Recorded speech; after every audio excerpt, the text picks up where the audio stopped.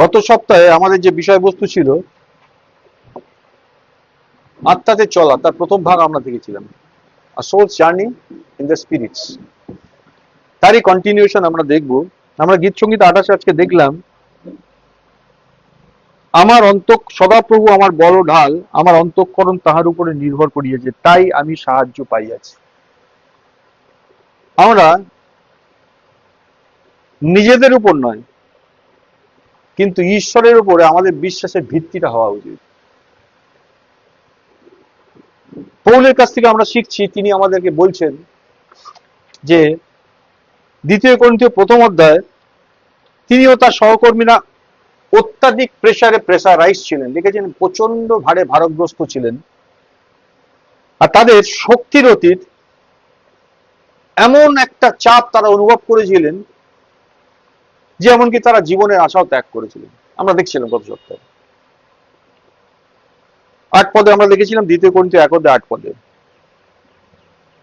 তাদের মধ্যে কি ছিল? মৃত্যুর উত্তর ছিল, যাতে তারা নিজেদের উপরে নয়, সেই ঈশ্বরের উপরে আত্মবিশ্বাস রাখেন যিনি মৃতদের পুনরুত্থিত করেন। 9 পদে অনুসারে আমরা গীত সঙ্গীতে এক্ষুনি দেখলাম, সদাপ্রভু আমার বল, আমার ঢাল, আমার অন্তঃকরণ তার উপর নির্ভর করেছে, তাই আমি সাহায্য পাই। 8 পদ বলছে, সদাপ্রভু আপন লোকেদের বল, তিনি আপন অভিষিক্ত ব্যক্তির ত্রাণ দুর্গ। যে ব্যক্তি এগুলোকে এক্সপিরিয়েন্স না করেছে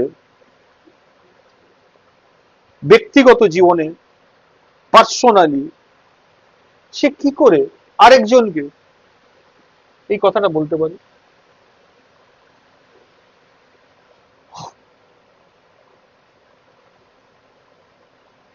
তাহলে নির্ভরতা কার উপর থাকবে? সেই ঈশ্বরের উপরে, যিনি মৃতদের পুনরুত্থিত করেন। আমি মরে যাচ্ছি, আমি টের পাচ্ছি, কিন্তু আমি জানি একজন আছেন যিনি আমাকে এই মৃত্যু থেকে জীবনে বার করবেন। আমাদের এই যে পথটা 2 করিন্থীয় আর তার 1 অধ্যায় 9 পদ, এই পথটা খুব গভীরভাবে বিশ্লেষণ করে দেখতে হবে। বরং আমরা, পৌল লিখছিলেন, আমরা আমাদের অন্তরে এই উত্তর পাইয়াছিলাম যে মৃত্যু আসছে, যেন নিজেদের উপরে ডিপেন্ড না করে, নিজেদের উপরে নির্ভর না দিয়ে, মৃতগণের উত্থাপনকারী ঈশ্বরের উপরে নির্ভর করি।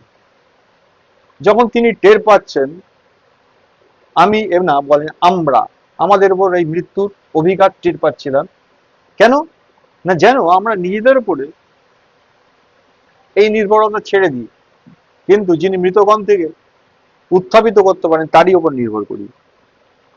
প্রভু যীশু খ্রিস্টের মুক্তির মাধ্যমে সেই স্বর্গীয় ঈশ্বর আমাদের মধ্যে, আমাদের আত্মায় অলরেডি এসে গেছেন।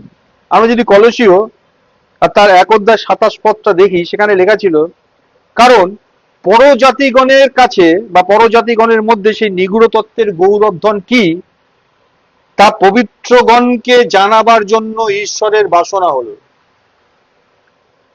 তাহা সেটা কি না, তাহা তোমাদের মধ্যবর্তী খ্রিস্ট গৌরবের আচার। ঈশ্বর জানাতে চাইলেন কাকে? পবিত্রগণকে। সেটা তাৎপর্য কি?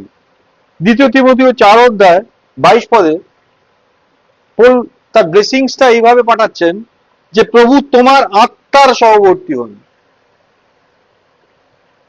প্রভু তোমার সঙ্গে থাকুন, প্রভু তোমাকে আশীর্বাদ করুন। বলছে না? কি বলছে? প্রভু তোমার আত্মার সহবর্তী হন। তার মানে এবার এন্টিটিটা, এর গভীর তাৎপর্যটা বুঝতে চেষ্টা করি। আমরা মানুষ, প্রভুকে বিশ্বাস করেছি, ভালোবেসেছি, প্রভু আমাদের আত্মাকে নতুন করে দিচ্ছে, নতুন জন্ম হয়েছে, কিন্তু আমাদের পুরাতন মানুষটা অ্যাজ ইট ইজ রয়ে গেছে, তাই না? এবার যদি আমি ঈশ্বরকে বলি তুমি আমার সঙ্গে থাকো, সেটা কি সম্ভব? আমরা সেটাই করে চলি দিনের পর দিন। আমরা প্রভুকে ভালোবাসি, ঈশ্বর আমাদের আত্মাকে নতুন করে সৃষ্টি করে দিয়েছেন, কিন্তু আমাদের মন, আমাদের প্রাণ, আমাদের সোল ডোমেন আর আমাদের বডি, আমাদের মাংস পুরোটাই রয়ে গেছে। পৌল বেসটা কোথায় করছে? প্রভু তোমার আত্মার সহবর্তী হন, যেটা তিনি তৈরি করেন, যেটা নতুন, যেটা নির্ভুল, যেটা কারেক্ট, তার সঙ্গে তোমার ঈশ্বরের আত্মা, ঈশ্বর থাকবে। ইমপারফেক্টের সঙ্গে এই কথার তাৎপর্যটা ক্লিয়ারলি বুঝতে হবে আমাদেরকে আজকে। তাহলে আমাদের কি হবে, তাই না প্রশ্ন? Very good. দেখো, প্রভুকে ধন্যবাদ যে তিনি এখন আমাদের কোথায় আছেন? আত্মাতে অলরেডি আছেন। আমাদের আহ্বান করেছেন যেন আমরা আত্মাতে থেকে আমাদের এবার কল করছেন। এতদিন বাইরে থেকে কলিং শুনেছিলাম, তাই না? হে পরিশ্রান্ত ভারাক্রান্ত মানুষ, আমার নিকটে এসো, আমি তোমাদের বিশ্রাম দেবো। এই কথাটাকে বিলিভ করে যখন তার কাছে এসেছিলাম, তিনি নতুন জন্ম দিয়েছেন, আমাদের আত্মায় তিনি প্রবেশ করে গেলেন, আত্মাটাকে নতুন করে দিয়েছেন। এইবার ফ্রম দ্যাট উইদিন তিনি এবার আহ্বান করছেন, তিনি ডাকছেন। দেখে কি বলছেন? যেন আমরা কানিক বা মানসিক, আমাদের সৌলিশ যে সাবজেক্ট গুলো আছে আমাদের মধ্যে, সেগুলোকে যেন আমরা ভুলে যাই। এবং তার সঙ্গে তিনি কোথায় আছেন? আমার প্রাণে নেই। তিনি কোথায় আছেন? আমার দেহে নেই। তিনি কোথায় আছেন? তাহলে আমি সারাদিন কোথায় থাকি? আমার মনে, আমার সোল ডোমেনে আমি থাকি। বলছে আমরা যেন এইটাকে ভুলে গিয়ে আত্মাতে ফিরে যাই তার সঙ্গে মিট করার জন্য। তিনি কোথায় আছেন? প্রাণে নেই, মনে নেই। আমরা ছোটদেরকে শেখাই মন দিয়ে প্রার্থনা করো, মন দিয়ে, বলি না? হ্যাঁ, কিচ্ছু হয় না মন দিয়ে প্রার্থনা বলি, করাপ্টেড মন তো। মন দিয়ে পড়াশোনা করা যেতে পারে, ওটা জগতের সিস্টেম, কিন্তু মন দিয়ে ঈশ্বরকে ডাকা যায় না। মনটাই তো ভুলভাল, মনটা তো মানসিক। যে মন ঈশ্বরকে ডাকে, সেই একই মনে অন্যের বিরুদ্ধে কথা ওঠে কি করে? তাহলে মনটা ঠিক নয়। ওই মন দিয়ে আমি কি করে সর্বোত্তম সর্বশ্রেষ্ঠ ঈশ্বরকে ডাকতে পারি? তাই আমাদেরকে বলছে যে প্রাণিক মানসিক বিষয়কে ভুলে গিয়ে তার সঙ্গে সাক্ষাৎ করতে আত্মাতে ফিরে যেতে হবে, আমাদেরকে টার্ন করতে হবে। এটা কি বলছে? মনের নতুনীকরণের দ্বারা স্ব রূপান্তরিত হবে। It's a task. অর্থাৎ আমাদের আর নিজের উপরে নয় বা আমাদের মাংসের উপরে ভরসা রাখা উচিত নয়, বরং সেই ঈশ্বরের উপরই ভরসা রাখা উচিত যিনি এখন আমাদের আত্মায় আছেন। অলরেডি তিনি আছেন, আমাদের আত্মাতে আছেন। দেখো, আমরা তো জানি যে নিজেদের উপর না, কিন্তু ঈশ্বরের উপর ভরসা রাখার মতবাদটা কি, মানে এটা কি আসলে? ঈশ্বরের উপর ভরসা রাখি, আমরা অনেকেই জানি। কিভাবে ভরসা রাখি আমরা? শুনেছি তো এই কথাগুলো। আমরা আমাদের উপরে নয়, কিন্তু বহুবার এই কথাগুলো শুনেছি। এটা একটা মতবাদ, আমরা এটা জানি। এই দেখো, ঈশ্বরে ভরসা রাখার কথা বলাটা কিন্তু খুব সহজ, কিন্তু বাস্তব অভিজ্ঞতা সেটা আলাদা হতে পারে। বিশ্বাস করিস তো? ঈশ্বরকে ভরসা করিস তো? 100 বার করি। হ্যাঁ, আমরা প্রত্যেকে এখানে যারা যারা আছি ঈশ্বরকে বিশ্বাস করি, ঈশ্বরকে ভরসা করি, কিন্তু এই ভরসা করাটা আসলে যে কি, সত্যি করে বুঝি না। বাস্তবে এই ভরসা করাটা অ্যাবসলিউটলি ভিন্ন। এটা হতে পারে যদি, একটা এক্সাম্পল, কোন হাজবেন্ড আর তার স্ত্রী তার প্রতি কেয়ারিং নয়, সদয় নয়, হয় না আমার ফ্যামিলিতে? বিয়েটা হয়ে গেছে, কিছু করার নেই, সংসার করছে কোনো গতিকে, সদয় নয়। তাহলে সেই হাজবেন্ড কি করে? সে হাজবেন্ড যদি নিজেকে প্রমাণ করতে চায় বা ঠিক রাখতে চায়, সে কি করে? সে নিজের প্রথমেই তার মনকে সক্রিয় করে। ভালো হাজবেন্ড, লেখাপড়া জানা, শিক্ষিত ভদ্র মানুষ, আর এরকম একটা ঘটনা ঘটে গেছে, আর যখন এরকম সিচুয়েশন অ্যারাইজ করছে, সে তখন প্রথমেই তার নিজের মনটাকে সোল ডোমেনের মধ্যে মন তাকে অ্যাক্টিভেট করছে, তাকে সক্রিয় করছে, করে তার স্ত্রীর পরিস্থিতিটাকে বিশ্লেষণ করছে। ও এরম কেন করছে, ও এরম কেন বললো, এরম কোনো করছে, তার কারণে এর পেছনে অনেকগুলো কারণ আছে, সেগুলোকেও বিশ্লেষণ করছে। জ্ঞানী ব্যক্তি। আর সে বিশ্লেষণ করার পরে সে বিষয়টাকে হ্যান্ডেল করছে।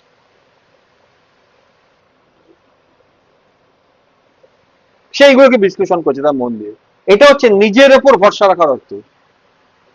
আমি জানি, আমি বুঝতে পারছি আসলে ওর একটা সমস্যা আছে, আমি বুঝতে পারছি ও এরকম নয়, করে ফেলছে, এটা তার পেছনে অনেকগুলো কারণ আমি বুঝতে পারছি, সবই আমি বুঝি। এটা হচ্ছে আমার উপর আমার ভরসা রাখার কারণ, আমি অনেকগুলো বুঝতে পারি। যদি আমরা সত্যি নিজেদের উপর ভরসা না রাখার পাঠ শিখে থাকি, নিজের উপর ভরসা করব না, তবে আমরা প্রথমে মন নয়, আমাদের আত্মাটাকে সক্রিয় করতে হবে।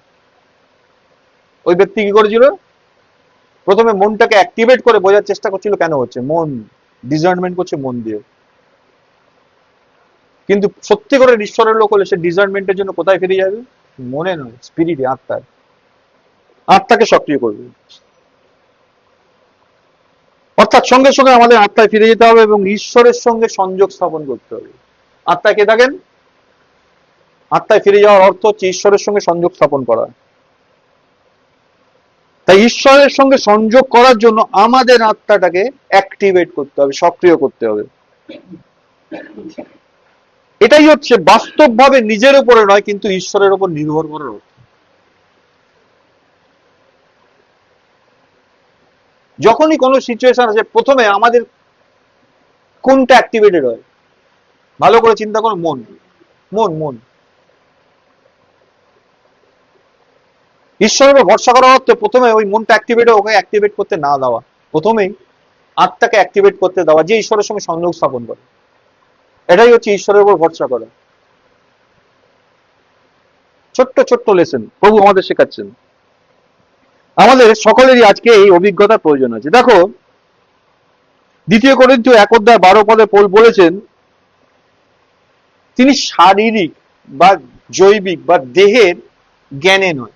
কথাটা ছিল শারীরিক প্রজ্ঞায় নয়, মাংসের জ্ঞানে নয়, কিন্তু ঈশ্বরের অনুগ্রহে নিজেকে পরিচালিত করছেন। তাহলে নিজেকে কিভাবে আমি চালাবো? আইদার আমি আমার অ্যাকোয়ার করা নলেজ এবং উইজডম ব্যবহার করে চালাতে পারি, আরেকটা হচ্ছে পৌল বলছেন আমি ঈশ্বরের অনুগ্রহে নিজেকে চালাচ্ছি। দুটো পরিষ্কার করে বোঝার চেষ্টা করি। আমাদের প্রত্যেকের কম বেশি জ্ঞান আছে, আমরা জানি কিভাবে কি করতে হয়, জানি না? পৌল শেখাচ্ছেন যে তিনি শারীরিক প্রজ্ঞায় নয়, কিন্তু ঈশ্বরের অনুগ্রহে নিজেকে পরিচালিত করছেন। নিজের ওপর ভরসা রাখাটা কিন্তু খারাপ, কিন্তু যার শারীরিক প্রজ্ঞা আছে, ফ্লেশলি উইজডম আছে, সেটা আরো খারাপ। আমি জানি এটা আরো ডেঞ্জারাস। পল যে প্রজ্ঞার কথা বলেছেন সেটা মানবিক প্রজ্ঞা নয়, ম্যানলি উইজডমের কথা বলেননি, তিনি শারীরিক প্রজ্ঞার কথা বলেছেন। তার মানে এই বডিতে একটা উইজডম আছে, বডিতে একটা সেন্সার আছে, বডিতে একটা মাংসের প্রজ্ঞার কথা বলছে। মানবিক প্রজ্ঞা, সেই কথাটা কিন্তু পৌল উল্লেখ করেনি। ভালো করে সূক্ষ্ম সূক্ষ্ম বিষয়গুলো ধরি আমরা। দেখো, এই যে শারীরিক প্রজ্ঞা, যেটা দেহের সঙ্গে সরাসরি সম্পর্কিত, মাংসের সঙ্গে, শারীরিক প্রজ্ঞা হচ্ছে ঈশ্বরের অনুগ্রহের জাস্ট অপোজিট। বাইবেলে লেখা আছে ঈশ্বর নত নম্রকে অনুগ্রহ প্রদান করেন, দেখা আছে না? হ্যাঁ, কে নত নম্র? যে জানার থেকে বাঁহাতে পার্থক্য জানে না, যে সবসময় কনফেস করে আমি পাচ্ছি না, আমার দ্বারা হচ্ছে না, তাই না? কে নত নম্র? আমি যেটা জানি ভুল জানি, বা আমি কিছুই জানি না। যে জানে না কিছু, সে কি করে? আমার একটু শিখিয়ে দেবে, আমার একটু দেখিয়ে দেবে, বলে না? হ্যাঁ, ঈশ্বর নত নম্রদের অনুগ্রহ প্রদান করেন। তাহলে শারীরিক প্রজ্ঞা just opposite of grace of God, ঈশ্বরের অনুগ্রহের বিপরীত। এটা হচ্ছে আত্মা আর দেহের সংযোগ স্থল, আত্মা এবং দেহের সেন্টারে আছে, দুটোকে মিট করাচ্ছে। দেখো, ঈশ্বরের অনুগ্রহ কোথায় থাকে? আত্মায় থাকে। আর সেই আত্মায় যে অনুগ্রহ থাকে, সেটা মানুষের, যার আত্মাতে ঈশ্বরের অনুগ্রহ আছে, তার প্রাণ আর দেহের মাধ্যমে সেই অনুগ্রহটা কাজ করতে পারে। আত্মায় অনুগ্রহ আছে, ওটা কাজ করতে পারে না যতক্ষণ না প্রাণ আর দেহটাকে সে ব্যবহার করতে পারে। ঈশ্বর আমাকে অনেক অনুগ্রহ করেছেন, কিন্তু আমি চোখে অনুগ্রহ দেখতে পাচ্ছি না। তার মানে, এবার বুঝতে পারছো কেন দেখতে পাচ্ছি না? কারণ তোমার মধ্যে দুটো বিপরীত প্রতিক্রিয়া কাজ করছে। তোমার আত্মাতে ঈশ্বরের অনুগ্রহ আছে, কিন্তু তুমি চলছো বা অপারেট করছো তোমার জৈবিক বা মানসিক জ্ঞানে।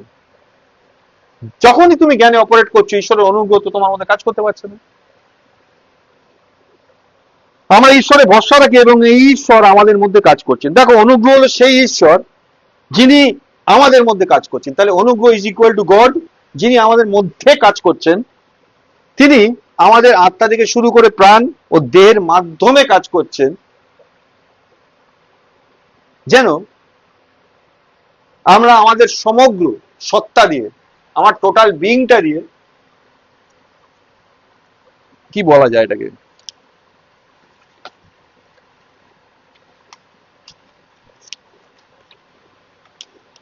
আমি একটা মানুষ, আমার একটা আত্মা আছে, আমার একটা প্রাণ আছে, আমার একটা দেহ আছে। ঈশ্বর তার অনুগ্রহ আমার আত্মাতে দিয়েছেন ঢেলে। সেই অনুগ্রহটা ব্যবহারিক কাজে এবার লাগবে। লাগতে গেলে কি লাগছে? সে অ্যাকম্পানিমেন্ট চাইছে, সে সহযোগিতা চাইছে আমার প্রাণ প্রথমে, তারপর আমার দেহের। তাহলে ঈশ্বরের অনুগ্রহ, যেটা আমি বলছিলাম, আমাদের দেহের মাধ্যমে কাজ করছে। আত্মায় থাকা অনুগ্রহ আমাদের প্রাণ ও দেহের মাধ্যমে কাজ করছে, যেন আমাদের সমগ্র সত্তা তার কার্যক্রমের অধীনে থাকে, তার অথরিটির অধীনে থাকে। আমাদের আত্মা ঈশ্বরের অথরিটির অধীন। কোনোদিন শয়তান এসে আমাদের আত্মাকে কেড়ে নিতে পারে। যিশু বললেন, কেউ আমার হাত থেকে, আমার পিতা আমাকে যাকে দিয়ে কেউ কেড়ে নিতে পারবে না। সেটা কোনটা? স্পিরিট। যেটা পিতা আমাকে দেননি সেটা তো কেড়ে নিতে পারে, পারে না? কি কি দেয়নি পিতা? একটা ব্যক্তিকে দিয়েছে। ব্যক্তিটা ঈশ্বরের চোখে জীবিত না মৃত? যাকে দিয়েছে সে জীবিত না মৃত? 100% জীবিত। তাহলে ঈশ্বর জীবিত করে পুত্রের হাতে দিয়েছেন। তাহলে জীবিত সত্তা কোনটা? তার আত্মাটা। বাকিটা, এই বাকি জায়গার উপর কন্টিনিউয়ালি শয়তান ক্লেম করতে পারে যখন আমরা আমাদের জ্ঞানে চলি। এটা কি একটু আগে যে ভরসা করার কথা বলছিলাম, ঈশ্বরকে ভরসা করি অর্থাৎ ঈশ্বরের অনুগ্রহের অধীনে থাকি, না আমরা আমাদের দৈহিক জ্ঞানে চলি? পৌল খুব সুন্দরভাবে এই কথাগুলো ব্যাখ্যা করছেন। আমাদের কথাবার্তা, আমাদের চলাফেরা এই জগতে, আমাদের দৈনন্দিন জীবনযাপন, এটা যেন শারীরিক জ্ঞানে বা বিজ্ঞতায় না হয়, বরং ঈশ্বরের অনুগ্রহে। আমরা কজন এটা প্র্যাকটিস করি?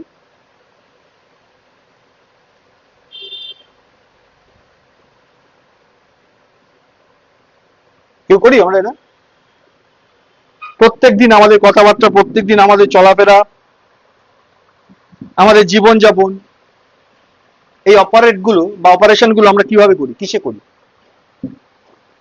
ভালো করে ভেবে নেবো। এই সকালবেলা উঠে, ঘুম থেকে উঠে প্রাত্যহিক দৈনন্দিন কাজকর্ম সেরে গির্জায় এসছো, বা যারা অনলাইনে কানেক্ট হয়েছে, ভালো করে ভেবে দেখো তো,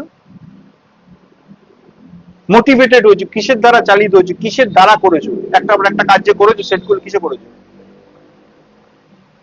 তোমাদের দক্ষতা না ঈশ্বরের দক্ষতা? উত্তর দাও। হ্যাঁ হ্যাঁ, প্রভুর সাথে সম্পর্ক রেখেই করেছি। আমি সেই কথা বলছি না, সমর্পণ করে করেছো, এই যে করাটা কার দক্ষতায় করেছো? আমরা বলছি প্রভুর অনুগ্রহ। এই দক্ষতাটা কি? তুমি সকালে উঠে চান করতে পারো তো? চান করি তো এসছো, হ্যাঁ?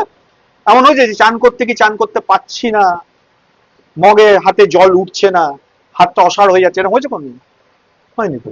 তাহলে তুমি চান করতে পারো। প্রভু সাহায্য লাগে চান করতে? খুব সহজ করে আমি বোঝাচ্ছি, লাগে না তো? আমরা স্কিল্ড, আমরা জানি, আমরা করি।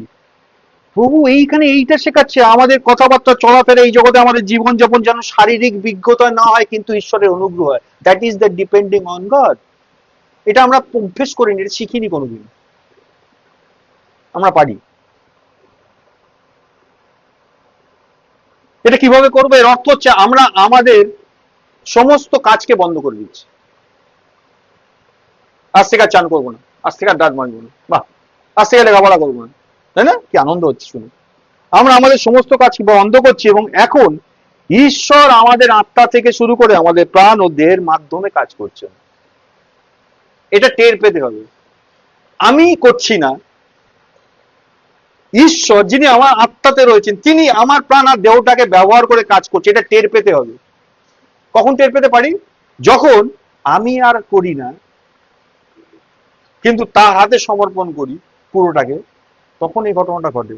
এটা এক্সপিরিয়েন্স করা খুব দরকার। প্রভু বলছেন তিনি এটা এক্সপিরিয়েন্স করেছেন, তাই শেখাচ্ছেন।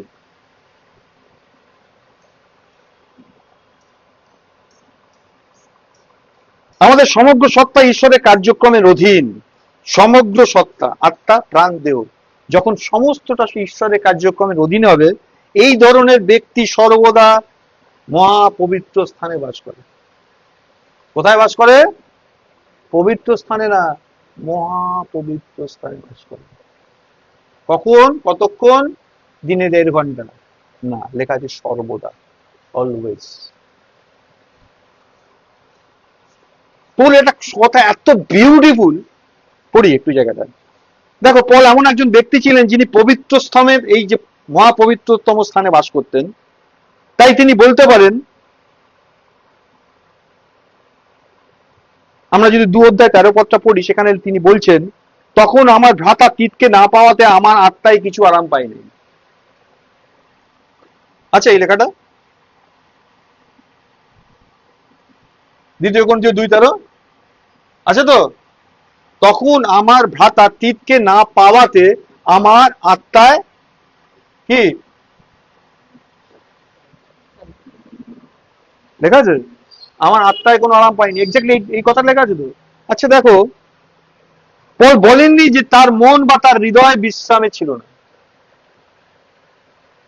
আমার হৃদয়, আমার মন বলেনি। তুমি যদি 2 Corinthians বুঝতে চাও, তাহলে তোমাকে নিজের উপর নয়, ঈশ্বরের উপর আত্মবিশ্বাস, অর্থাৎ শারীরিক প্রজ্ঞায় নয়, কিন্তু ঈশ্বরের অনুগ্রহে, এবং আমার আত্মায় বিশ্রাম পাইনি, এই মূল বাক্যগুলোকে ধরতে হবে। তুমি যদি 2 Corinthians বুঝতে চাও, ধরতে হবে এগুলো।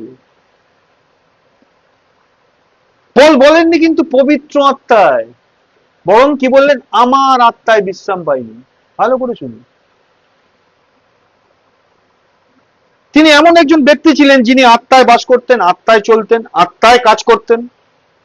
এমনকি তার যে অস্তিত্ব, এক্সিস্টেন্সও, সেটাও আত্মাতেই ছিল। তিনি এটাকে ডেভেলপ করেছেন। তিনি প্রাণ বা দেহে বাস করতেন না। আমরা প্রাণিক মানুষ, আমরা প্রাণ বা দেহে বাস করি। তিনি করতেন না, বরং আত্মায় বাস করতেন। তাই তিনি বলতে পারেন যে তার আত্মায় বিশ্রাম ছিল না। আমরা কি বলি? আমরা কোনোদিন বলেছি আমার আত্মারে একটু অসুবিধা হচ্ছে? আমরা সবসময় বলি, ওহ, প্রাণ ওষ্ঠাগত হয়ে উঠলো, প্রাণ বেরিয়ে যাচ্ছে, তাই না? কারণ আমরা প্রাণেই অপারেট করি, প্রাণেই বাস করি। এটাই স্বাভাবিক, এটাই ন্যাচারাল মানুষ। পৌল এখান থেকে উত্তরণ করতে বলছেন। তিনি কি বলছেন? আমি আমার আত্মায় বিশ্রাম পাইনি। ঠিক না আসাতে আমার আত্মায় বিশ্রাম পাইনি। তিনি কোথায় বাস করেন? শোলে না। কথাগুলো বুঝি।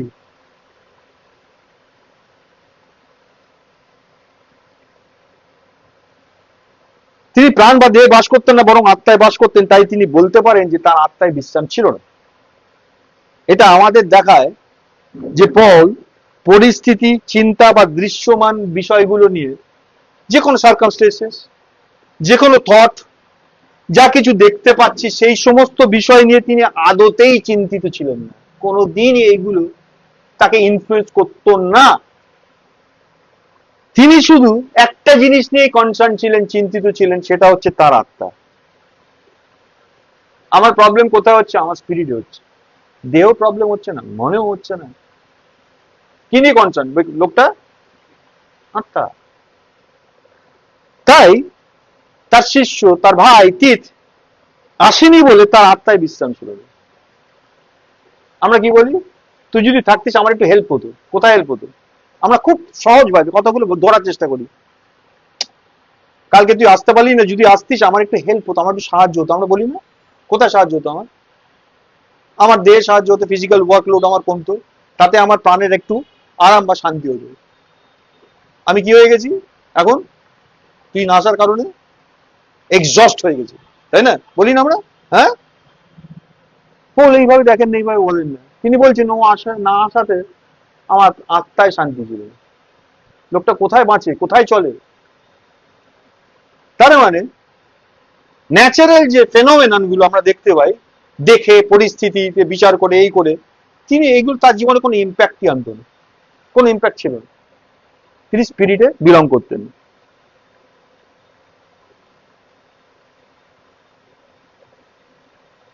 এই যে বাক্যটা আমার আত্মা, এটা খুব বিউটিফুল। আমাদের আত্মার উপলব্ধিতে নিজেদেরকে নিয়ে আসা দরকার এবং আমাদের শেখা দরকার কিভাবে সবকিছু আত্মায় করতে হয়। আমার জীবনের সবকিছুকে কিভাবে আত্মায় করতে হয়, কিভাবে। এক্সাম্পল, আনন্দিত হতে চাই, আমাদের আত্মায় আনন্দিত হতে হবে। দুঃখিত হই, আত্মায় দুঃখিত হতে হবে। আমরা অনেক সময় শুধু আবেগে বা ইমোশনে আনন্দিত হই। আমরা হয়তো জানি না কিভাবে আত্মায় আনন্দিত হতে হয়। একটা গান ছিল, আজকের এই দিন, আজকের এই দিন, this is the day that the God has made, we will rejoice and be glad in it. কি বাংলাটা? আজকের এই দিন ঈশ্বর সৃষ্টি করেছেন, আমরা তার স্তুতি করবো। আজকের এই দিন, আজকের এই দিন আনন্দ করার কথা বলছে। We will rejoice and be glad in it. এই দিনে আমরা উল্লাস ও আনন্দ করবো, তাই না? এই উল্লাস আর আনন্দ কোথায় করি আমরা? এতদিন অবধি মনে আর দেহে করেছি। এই আজকে বড়দিন আছে, সবাই মিলে আসবে, আমরা একটু আনন্দ উৎসব করবো। কোথায় করি আনন্দটা? সবাই আছে, প্রাণে আনন্দ হয়, দেহে শান্তি হয়, সবকিছু প্রাণে আর দেহেতে হয়। আত্মাতে কিছু হয়েছে? কোন বড়দিনের পরে তোমার আত্মা স্যাটিসফাইড হয়েছে? প্রভুকে লাভ করে তোমার সেদিন রাতটা দারুণ ঘুম হয়েছে? কোন বড়দিনের রাতে হয়েছে? হয়েছে? বরঞ্চ বড়দিন যেদিন কেটে গেছে তারপর দিন তুমি ক্লান্ত হয়ে গেছো, টায়ার্ড হয়ে গেছো, অনেক আগের দিন অনেক খাটাখাটনি গেছে। কোনটা হয়েছে? সত্যি কথাটা ফেস করার দরকার হয়েছে। কোনটা হয়েছে? দ্বিতীয়টা হয়েছে। কেন বলো তো? কারণ ওই যা কিছু ঘটেছিল সব প্রাণ আর দেহেতে ঘটেছিল, আত্মাতে হয়নি।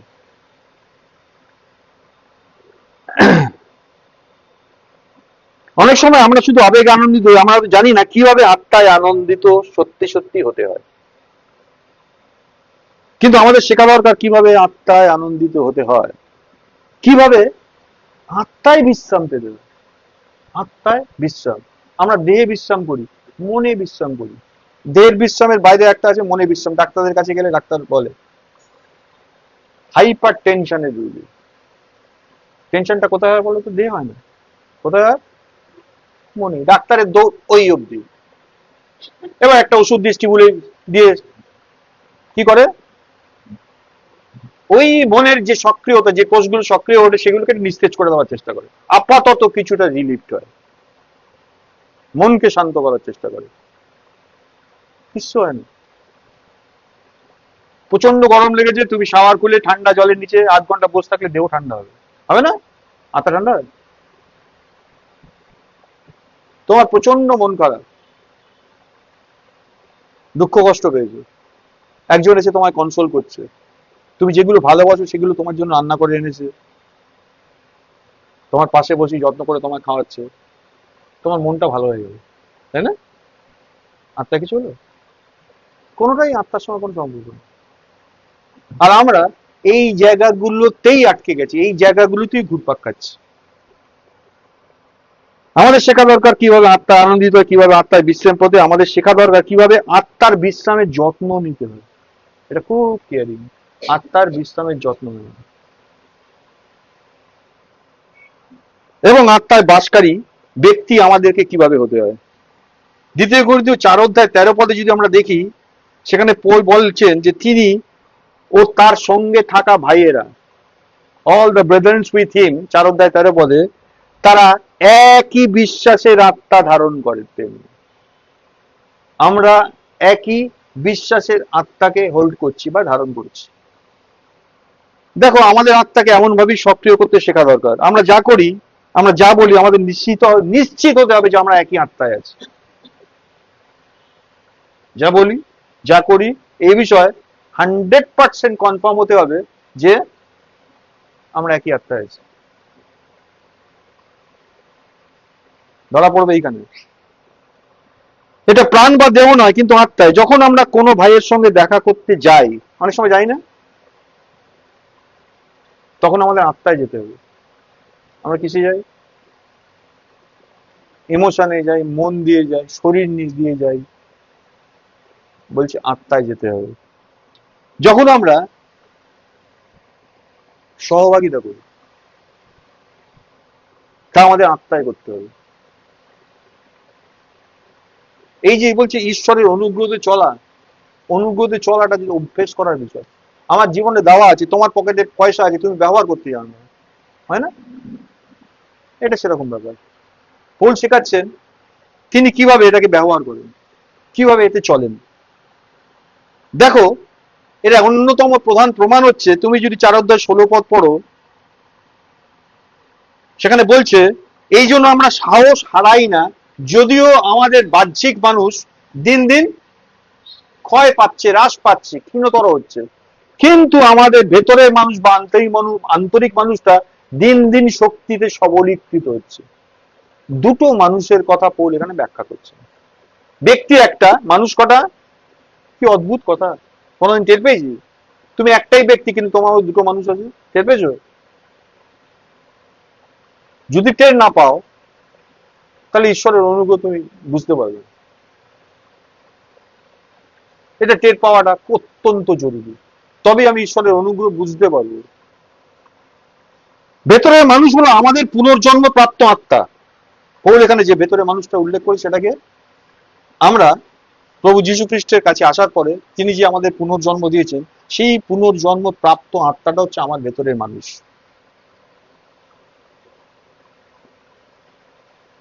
সে কিভাবে কাজ করছে? যে সে আমার জীবন, সে আমার ব্যক্তি হিসাবে কাজ করে, এবং তার একটা অঙ্গ লাগে। তো যেটা সাহায্যে বাইরের সঙ্গে কাজ করে, তার জন্য একটা অঙ্গ লাগে। তার অঙ্গটা হচ্ছে নবীনীকৃত মন। যে মনটা রিনিউড হয়েছে, সেই মনটা হচ্ছে ওর অঙ্গ। অন্য কিছুকে ব্যবহার করতে পারে না। ভালো করে বুঝি। তার মানে ঈশ্বরের আত্মা আমার আত্মা মধ্যে এসছেন, আমার আত্মা পুনর্জন্ম হয়েছে, আমার সেই আত্মাটা আমার যে এক্সিস্টিং সোলের মধ্যে যে মনটা আছে, সেটাকে ব্যবহার করতে পারবে না, কখনো ব্যবহার করতে পারবে না। তাকে ব্যবহার করার জন্য তার অঙ্গ হিসেবে কি কাজ করবে? নতুন মন, মনের নতুনীকরণ। তাহলে একটা রিনিউড মাইন্ডকে সে ব্যবহার করতে পারে, আনরিনিউড মাইন্ডকে সে ব্যবহার করতে পারে না। ভালো করে বুঝি। আর বাহ্যিক মানুষ কোনটা? তাহলে বাহ্যিক মানুষ হলো আমাদের দেহ, যেটা একটা ফিজিক্যাল অঙ্গ হিসাবে কাজ করে, আর তার জীবন বা তার ব্যক্তিটা হলো কে? তার সোল, তার মন। মন তাকে যে বলে সে সেভাবে চলে। তাহলে তার ব্যক্তি, সেই দেহটাকে কে অপারেট করে? তার মন। তাহলে মন হচ্ছে তার ব্যক্তি। তাহলে পুরনো মানুষ একটা ব্যক্তি, তার পুরনো মনটা হচ্ছে তার ব্যক্তি, আর তার অঙ্গ হচ্ছে তার দেহ। নতুন মানুষটা হচ্ছে পুনর্জন্মপ্রাপ্ত আত্মা, আর তার অঙ্গ হচ্ছে নতুন হয়ে যাওয়া মনটা। নতুন মন, পুরোনোটা দিয়ে হবে না। বাইরের মানুষটা যতক্ষণে ক্ষয়প্রাপ্ত, দুর্বল আর হ্রাসপ্রাপ্ত হচ্ছে, ততক্ষণ ভেতরের মানুষটা নবীন হচ্ছে, সতেজ হচ্ছে, উৎসাহ লাভ করছে, শক্তি লাভ করছে। কিভাবে পাচ্ছে এই সাপ্লাইটা? পুনরুত্থানের যে শক্তি, পুনরুত্থানের জীবনের যে শক্তি, তার সাপ্লাইটা পাচ্ছে। যখন আমরা আমাদের এই কি বলবো নশ্বর দেহকে, অর্থাৎ বাহ্যিক মানুষ, মৃত্যুর হত্যাকারী যে কাজ আছে, ক্রুশের যে একটা কাজ বলেছিলাম, হত্যাকারী কাজ, ডেথ, সেই হত্যাকারী কার্যকলাপের দ্বারা ক্ষয়প্রাপ্ত হয়, তখন আমাদের ভেতরের মানুষটা, পুনর্জন্মপ্রাপ্ত আত্মাও, আমাদের অন্তরের অংশসমূহ কি বলবো পুনরুত্থানের জীবনের সরবরাহ দ্বারা প্রতিদিন প্রতিদিন প্রতিদিন বায়োলজিক্যালি নতুন হয়। অনেকে এটা ধরতে পারে না, ভাবে পুরো ব্যাপারটা স্পিরিচুয়াল। এখানে বলছে বায়োলজিক্যালি নতুন হয়। ভালো করে ভেবে দেখি, পৌল সুন্দরভাবে বলছিলেন, প্রভু যদি আগমন হয়ে যায়, আর তার আগে যদি আমি মারা যাই, তাহলে আগমনের সময় তিনি আমার মৃতদেহকে পুনরুত্থিত করবেন। কিন্তু যারা বেঁচে থাকবে সেই সময়, তাদের কি লেখা আছে? চক্ষের পলকে মিষ্টিটা বোঝার চেষ্টা করো, চোখের পলকে রূপান্তরিত হবে। আচ্ছা, কোন শক্তি দেওয়া এটা? ঈশ্বরের পুনরুত্থানের শক্তিটা পুরো ব্যাপারটা ঘটে। যে মরে গিয়ে শেষ হয়ে গেছে তাকেও তুলবেন, আর যে বেঁচে আছে তাকে পরিবর্তিত করবেন, ট্রান্সফর্ম করবেন। কোনটাকে ট্রান্সফর্ম করবেন? তার এই দেহটা, কারণ এই দেহ তো ঈশ্বরটা যাবে না, তাহলে ট্রান্সফরমেশনটা দরকার আছে।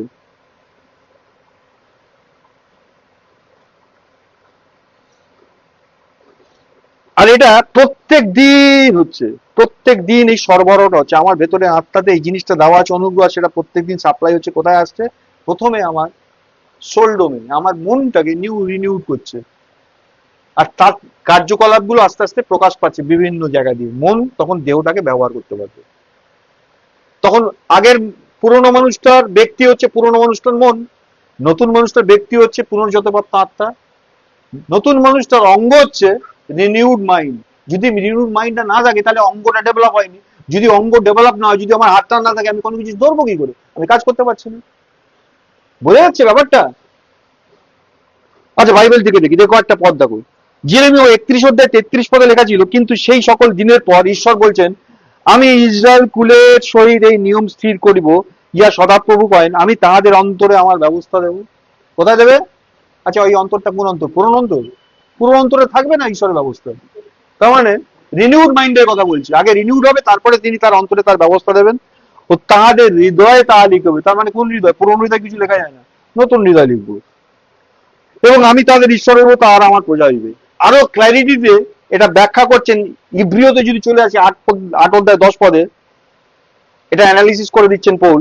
কিন্তু সেই কালের পর আমি ইসরায়েল কুলের সহিত এই নিয়ম স্থির করিব, ইয়া প্রভু বলেন, আমি তাহাদের চিত্তে আমার ব্যবস্থা দিব, আর তাহাদের হৃদয় তাহা লিখিব, এবং তাহারা আমার ঈশ্বর হইবে ও তাহারা আমার প্রজা। আমি তাহাদের ঈশ্বর হইব ও তাহারা আমার প্রজা হইবে।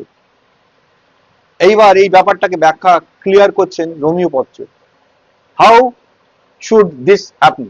এটা কিভাবে ঘটবে? রোমিও 7 অধ্যায় 22 পদে যদি আসো, পৌল তার রিয়েলাইজেশনটা ব্যাখ্যা করছেন। কিভাবে বলছেন? বস্তুত আন্তরিক মানুষের ভাব অনুসারে আমি ঈশ্বরের ব্যবস্থায় আমোদ করি। আন্তরিক মানুষ, তার মানে যে নতুন মানুষটার কথা বলেছে, তার দ্বারা রিনিউড যে মাইন্ডটার কথা বলেছে, সেটা হচ্ছে আন্তরিক মানুষ, আমার আভ্যন্তরীণ মানুষ। সেই মানুষটার দ্বারা সে ঈশ্বরের ব্যবস্থায় কি করে? এনজয় করে। একটা ব্যক্তি দুটো মানুষ বাস করছে। এবার সে লিখছে 25 পদে লিখছে, আমাদের প্রভু যীশু খ্রিস্ট দ্বারা আমি ঈশ্বরের ধন্যবাদ করি, অতএব আমি আপনি মন দিয়ে, আর এই রিনিউড মাইন্ডের কথা বলছে, ঈশ্বরের ব্যবস্থার দাসত্ব করি।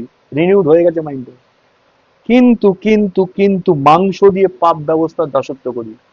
ওটা ঈশ্বরের পথে আসেনি, আসবে না কোনোদিন। বলছে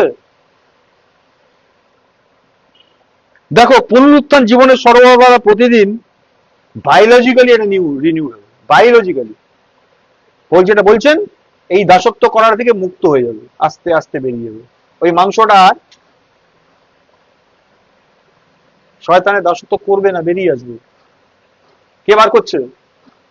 নতুন যে মানুষটা, পুনর্জাতপ্রাপ্ত মানুষটা, সে তার যে অঙ্গ, নতুন মন, রিনিউড মাইন্ড, তার সাহায্যে ওই দেহটাকে আস্তে আস্তে কবজা করে বশ করে নেবে। আচ্ছা, এটা কি এমনি এমনি হয়? আমরা এগুলো অনেকবার পড়েছি, কিন্তু আমাদের কোনোদিন ব্যক্তিগত জীবনে অনুশীলন করিনি। পৃথিবীতে আজ অব্দি কোনো একটা জিনিস তুমি দেখাতে পারবে যেটা অনুশীলন না করে শেখা যায়? একটা যে কোনো জিনিস। ছোটবেলা থেকে যারা লেখাপড়া করেছে, স্কুলে ভর্তি হয়েছে, কি করতে হয়েছে? যারা অঙ্ক করেছিস, কি করেছিস? মানে একদিনই ক্লাসে গেছিস, একদিনই অঙ্ক শিখিয়ে দিয়েছিস, একদিনই পণ্ডিত হয়ে গেছিস? অনুশীলন করতে হয়েছে। যে আঁকে, অনুশীলন করতে হয়েছে। যে রান্না করে, দিনের পর দিন নানা রকম রান্না হাত পাকিয়েছে, অনুশীলন করে। পৃথিবীতে কোনো কাজ আছে যেটা অনুশীলন ছাড়া হয়? সাঁতার কাটা, ফুটবল খেলা, ক্রিকেট খেলা, মায়ের পেট থেকে পড়েছে, বড় হয়ে গেছে, 3 বছর ছিল একটা জায়গায়, 4 বছর বয়স থেকে ব্যাট হাতে সচিন তেন্ডুলকার হয়ে গেছে, হয় নাকি? অনুশীলন লাগে। তাহলে সবকিছুর যদি অনুশীলন লাগে, এগুলো যদি আমরা জানি, আমরা ফিল করি, তাহলে আত্মায় চলার জন্য কোনো অনুশীলনের কার্য কেন করি না? করি কি?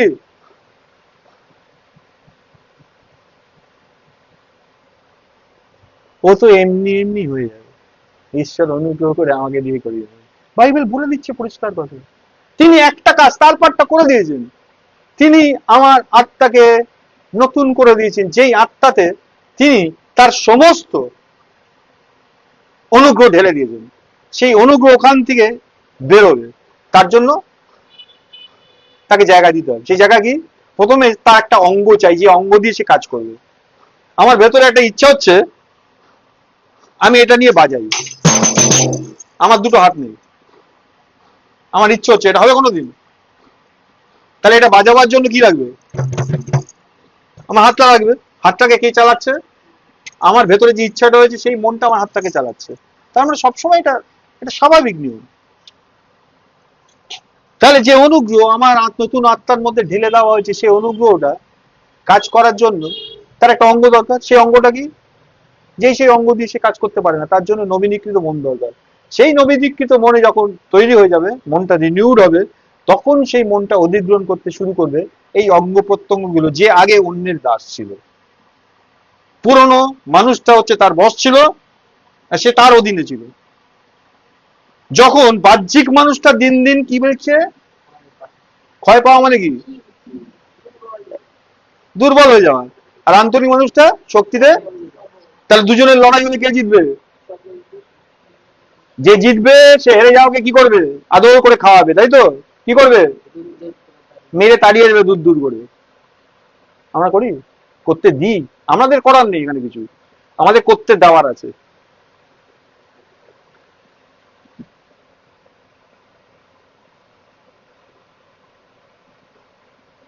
দেখো, একটা হ্রাসপ্রাপ্ত হচ্ছে, অর্থাৎ দুর্বল হচ্ছে। এই আন্তরিক মানুষকে উৎসাহিত সতেজ হতে হয়। পল যেটা বলেছেন সেটা পুরোপুরি বুঝতে বলে না, এই করিন্থীয়দের 2 করিন্থীয় প্রথম 4টে অধ্যায়কে একসঙ্গে দেখতে হবে।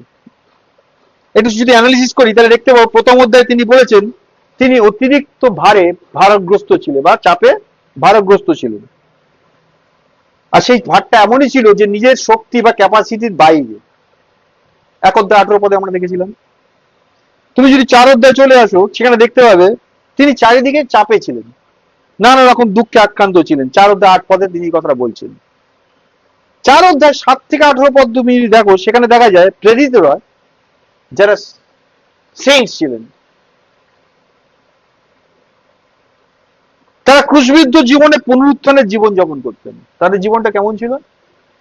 আমি আর জীবিত নেই, খ্রিস্টই আমাদের জীবিত আছে, এই জীবনের জীবন যাপন করতেন। এটাকে বলছি ক্রুশবিদ্ধ জীবনে জীবন যাপন করতেন। আমরা ভাবি যিশু খুশি আছে, পৌল ভাবে আমি খুশি আছি। পৌল নিজেকে সবসময় ক্রুশের উপর দেখে। দুজনের দৃষ্টিভঙ্গি তফাৎ বুঝতে পারছি? আমরা সবসময় যিশুকে খুশি দেখি। আমার জন্য যিশু মরে গেছে, আমার পাপের জন্য যিশু মরে গেছে, আমি বল তবিয়াতে আছি। পৌল কি দেখছে? তিনি ক্রুশবিদ্ধ হলেন এবং তার সঙ্গে সঙ্গে আমিও ক্রুশবিদ্ধ হলাম। দুটো দেখার মতো তফাৎ আছে। তুমি যদি এই দেখাটা নাই দেখতে পারো, তুমি ঈশ্বরের অনুগ্রহটা লাভ করবে কি করে? তুমি তো তোমার দ্বারাই সবকিছু করো। আজকে সিক্রেটটা প্রভু শেখাচ্ছেন। তাহলে 7 থেকে 18 পদে আমরা দেখলাম প্রেরিত যারা ছিলেন, যারা সেইন্ট ছিলেন, তারা ক্রুশবিদ্ধ জীবনে পুনরুত্থানের জীবন যাপন করতেন। অর্থাৎ ক্রুশের যে কিলিং পাওয়ার আছে, হত্যার যে কাজ আছে, তা তাদের পরিচর্যা বা মিনিস্ট্রি সম্পাদনের জন্য অন্যতম হাতিয়ার ছিল। ক্রুশের কিলিং পাওয়ার তাদের যে মিনিস্ট্রিটাকে এগিয়ে নিয়ে যাওয়ার জন্য একটা অন্যতম হাতিয়ার। কেউ খ্রিস্টকে সার্ভ করতে পারে না, কেউ খ্রিস্টের পরিচর্যাকারী হতে পারে না যতক্ষণ সে জীবিত থাকে।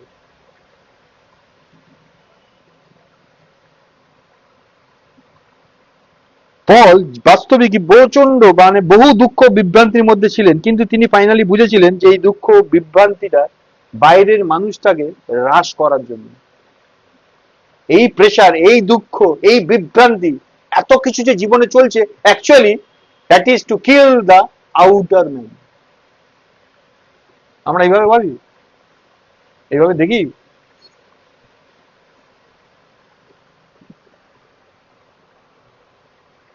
তিনি বুঝতেন এটাকে বাইরের মানুষটাকে ছোট হতে গেলে, ক্ষয় পেতে গেলে ওটা কার্যকর, ওটা লাগবে। আর বাইরের মানুষ ক্ষয়প্রাপ্ত হওয়ার সময় ভেতরের মানুষটা প্রত্যেক দিন নতুন হচ্ছিল, আর এনকারেজ হচ্ছিল, উৎসাহিত হচ্ছিল, সে শক্তি বৃদ্ধি হচ্ছিল। এটা অর্থ কি বলতো? আমাদের কয়েকটা জিনিস থেকে দূরে থাকতে হবে। একটা হচ্ছে আমাদের প্রাণ, একটা হচ্ছে প্রান্তর যেখানে বিচরণ করি আমরা, আর একটা হচ্ছে পবিত্র স্থান। এই তিনটে জিনিস থেকে আমাদের দূরে থাকতে হবে। সোল থেকে দূরে থাকতে হবে, উইল্ডারনেস থেকে দূরে থাকতে হবে, আর হোলি প্লেস থেকে দূরে থাকতে হবে।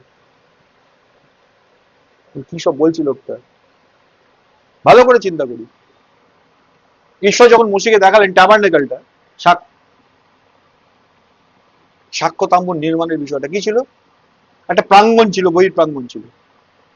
তারপরে সেখানে নানান উপাচার উপকরণ ছিল। তারপরে ছিল অন্তর প্রাঙ্গণ, সেটাকে পবিত্র স্থান বলা হতো। সেখানে নানান উপাচার ছিল। তারপরে আরেকটা ভারী পর্দার পেছনে আরেকটা স্থান ছিল, সেটার নাম হোলি অফ হোলিজ। সেখানে কোনো আলো ছিল না। আমরা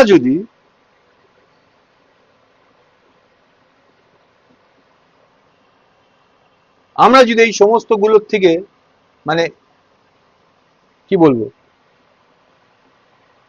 এই পৌলের এই শিক্ষাটা আমরা যদি রিয়েলাইজ করতে চাই, আমাদের বুঝতে হয়, তাহলে আমাদের সোল ডোমেন থেকে, আমাদের এই উইল্ডারনেস বাইরের প্রাঙ্গণ থেকে এবং পবিত্র স্থান থেকে আমাদের থেকে দূর করে দিতে হবে।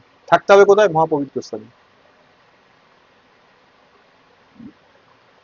মহাপবিত্র স্থানে থাকতে হবে। তিনটে জায়গায় আমরা বিলং করি, ওই জায়গায় ঢুকিয়ে নেই।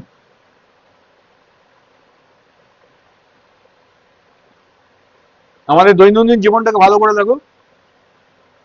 বাইবেল বলছে তুমি যখন প্রার্থনা করো তখন তুমি তোমার অন্তরাগারে প্রবেশ করো, বলছে তো, পড়েছি তো। হ্যাঁ, আচ্ছা কোনোদিন হয়েছে তুমি প্রার্থনা করছো, মহাপবিত্র স্থানে ঢুকেছো? মহাপবিত্র স্থানে কি আছে? কোনো আলো নেই, অন্ধকার। সেখানে কে থাকেন? দ্য থ্রোন অফ গড, ঈশ্বরের সিংহাসন আছে, ঈশ্বরের প্রেজেন্স আছে। যিশুর নাম, ঈশ্বরের।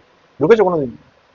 হ্যাঁ, লিখেছে মহাযাজক বছরে একটা দিনই ওখানে ঢোকার সাহস পেত, তাও নানান রকম কর্মকাণ্ড ঘটিয়ে।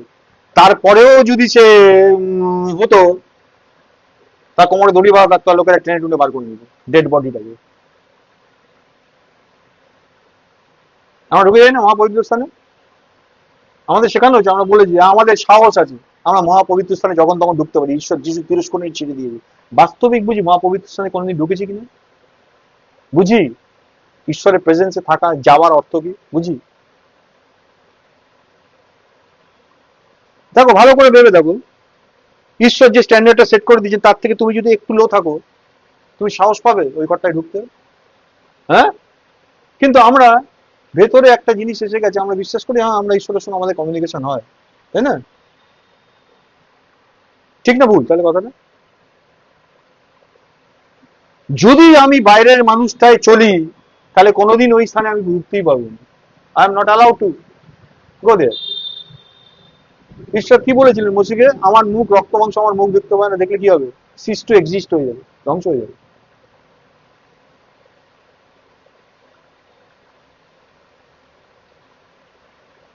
তাহলে কি হবে? বলছে যিশু দ্বিতীয় আগমন হবে, যিশু এই দেহকে পুনরুত্থিত করে দেবেন, নতুন দেহ, আর ধ্বংস হবে না, তখন ঈশ্বরের সামনে যাবে। বলছে না না, তারপরেও মারধর আছে। 1000 বছরের মিলেনিয়ামে আমরা পড়ছিলাম না, খ্রিস্টের বিচারের সঙ্গে দাঁড়াতে হবে। সেই সব কেটে কুটে গেলে তারপরে 1000 বছর পরে যে ফাইনাল যে শ্বেত সিংহাসনের বিচার হবে, তখন ওই পিতার ওই জায়গাটা দেখতে পাবো, তার সিংহাসন যেখানে স্থাপন করা। তার আগে নয় সব।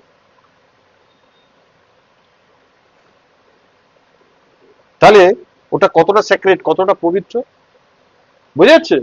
এই যে প্রিপারেশনের জন্য যিশু এত বছর, আজকে প্রায় 2000 বছর আগের ঘটনা বলছি, ঘটে গেছে প্রিপারেশন ফেজ, তারপরেও বলছে এর মধ্যেও প্রিপারেশন কমপ্লিট হবে না।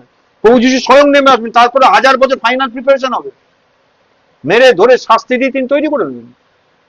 তাহলে not a matter of joke পিতার সামনে প্রেজেন্ট করা।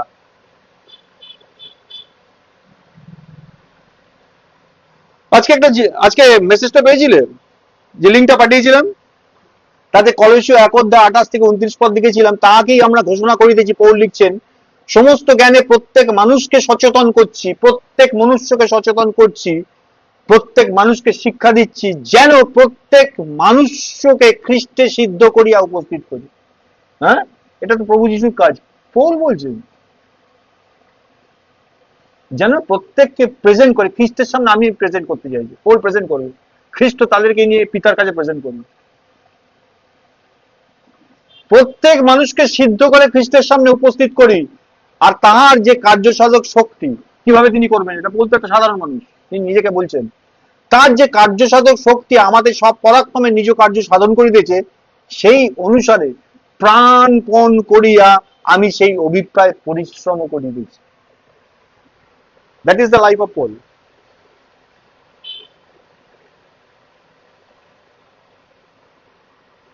দেখো, আমাদের মহা পবিত্র স্থানে বাস করতে হবে, কাজ করতে হবে।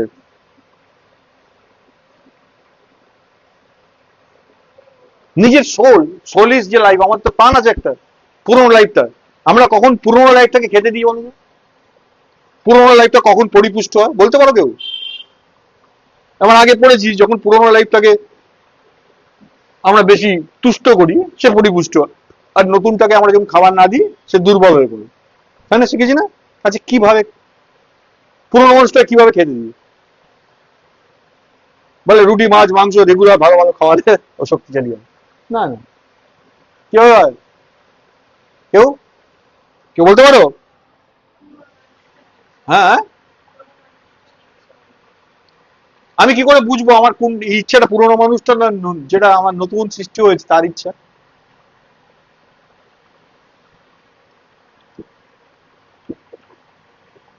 হয় না আমার জীবনে? জীবনে হয় না এরকম সময় আসে না?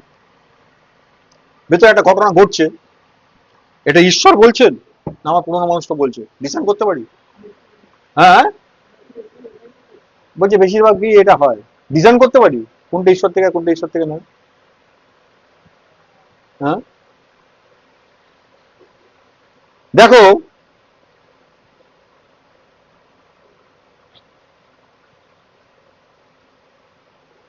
সহজ এক্সাম্পল দেওয়া যাক। যখন আমরা মানুষের সঙ্গে ডিবেটে নামি, বিতর্কে নামি না, তখন আমরা আমাদের পুরনো মানুষটাকে পুষ্টি দিই। কি তর্ক করো না?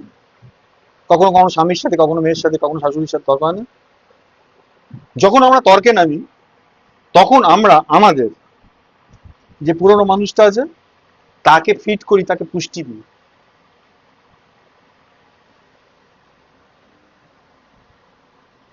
আর বাইরের সেই পুরনো মানুষটা তত শক্তিশালী হয়ে ওঠে।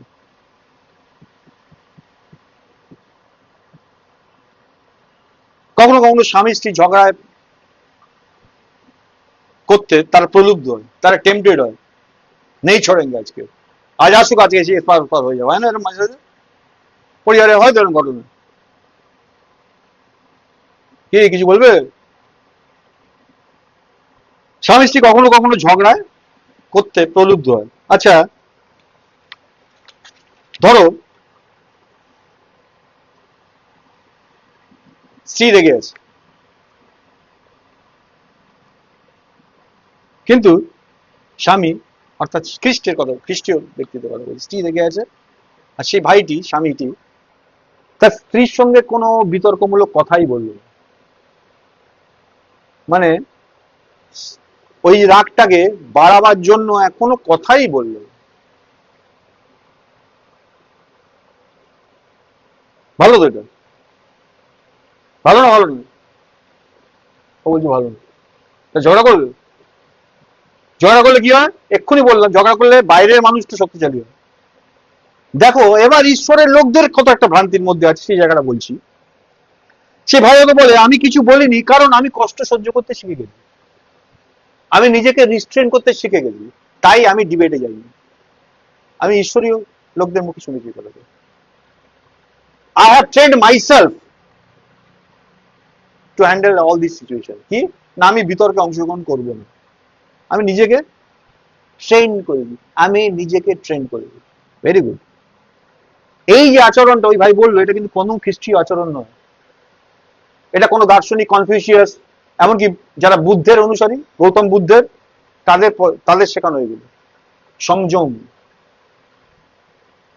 এটা একটা প্র্যাকটিস, আমি নিজেকে কিভাবে কন্ট্রোল করি, কি করি, কন্ট্রোল করি। কে করে? ঈশ্বর কোথাও নেই, পুরোটাই আমি করি। এই আচরণ খ্রিস্টীয় নয়। কিন্তু তুমি যদি ঈশ্বরের লোককে জিজ্ঞাসা করো তুমি কেন স্ত্রীর সঙ্গে বিতর্ক করো না, দুটোর মধ্যে ডিফারেন্স বলছি।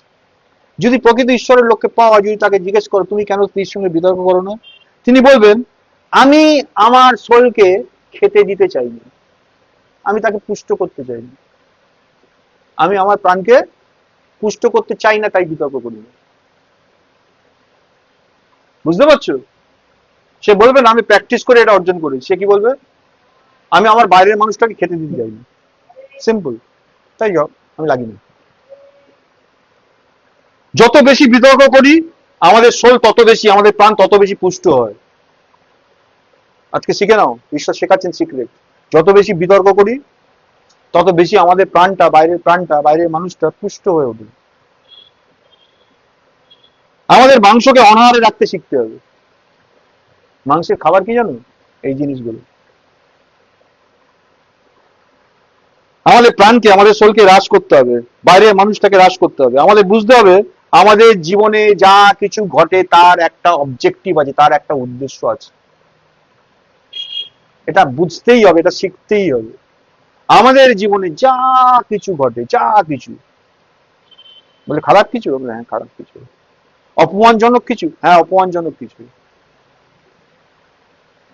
সবকিছুর একটা উদ্দেশ্য আছে। যারা ঈশ্বরকে প্রেম করে, যারা তার সংকল্প অনুসারে হতো, তাদের জন্য সকলেই একসঙ্গে মঙ্গলার্থে কার্য করছে, লেখা আছে। হ্যাঁ, যাক এগুলো কঠিন বিষয়, বাইবেলে লেখা আছে। আমার কি, তাই তো? আমার কি, যারা ঈশ্বরকে প্রেম করে, আমি তো করিনি, করি করি ঈশ্বরকে প্রেম। তাহলে যদি ঈশ্বরকে প্রেম করি তাহলে কেন বলি যে এরকম কেন হচ্ছে, এই সময় আমার মনটা একটু দুঃখ হয়ে গেল, আমার অমুক আত্মীয়টা অমুক জায়গায় হলো, আমার ছেলেটা গাড্ডায় পড়লো, মেয়েটা ওর সঙ্গে পালিয়ে গেল, হয় না জীবনে অনেক সময়? হয়তো দুঃখ হয় না, কষ্ট হয় না? বলছি শিখতে হবে। সবকিছুর পেছনে একটা উদ্দেশ্য আছে, একটা অবজেক্টিভ আছে। দেখো ঈশ্বরের উদ্দেশ্য হলো বাইরের মানুষটা হ্রাসপ্রাপ্ত হোক, বাইরের মানুষটা ক্ষয়ে যাক, বাইরের মানুষটা শেষ হয়ে যাক, যাতে ভেতরের মানুষটা প্রত্যেকদিন পাওয়ারফুল হয়ে ওঠে, প্রত্যেকদিন শক্তিশালী হয়ে ওঠে। শুধু শক্তিশালী না, সে সতেজ হবে, উৎসাহিত হবে, পুষ্ট হবে, আর রিনিউড হবে, নবীনীকৃত হবে। যখন বাইরের মানুষটা না ক্ষয়প্রাপ্ত হয়, ভেতরের মানুষটা নবীনীকৃত হয়, তখন ফাইনালি আমরা মহাপবিত্র স্থানে প্রিজার্ভ থাকি। কখন আমরা মহাপবিত্র স্থানে সংরক্ষিত থাকি? তখন থাকি।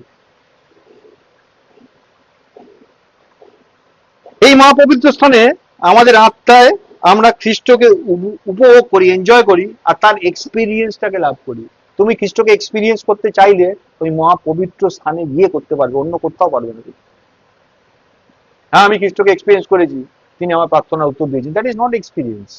তাকে এক্সপিরিয়েন্স করা বলেই না।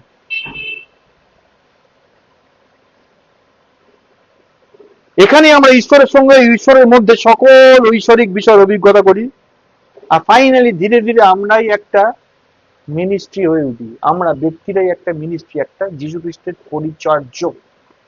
পরিচর্যাকারী হয়ে উঠি। দেখো